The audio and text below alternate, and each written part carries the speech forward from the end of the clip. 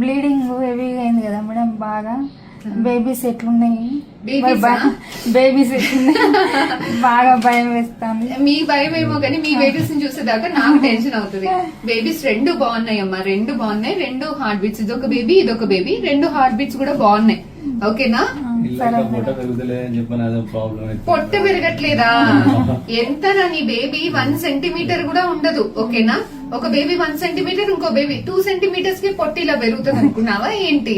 Okay, ఇప్పుడు ఏం పెరగదమ్మా. 5th month తర్వాత పొట్ట పెరగడం, అదంతా మీకు సైన్స్ అనేవి అర్థం అవుతుంటాయి. ఓకేనా? బ్లీడింగ్ అయిందని కంగారు పడకండి. చాలా మందికి ఇప్పుడు ఐవీఎఫ్ అంటే బయట నుంచి కదా హార్మోనల్ సపోర్ట్. అప్పుడప్పుడు మీరు సరిగ్గా మెడిసిన్ వేసుకోకపోయినా, వేసుకున్నది సరిగ్గా అరగకపోయినా, టైమింగ్స్ అటు ఇటు చేసినా చాలా మందికి 10 మందిలో 5గురికి 6గురికి బ్లీడింగ్ అవుతుంది.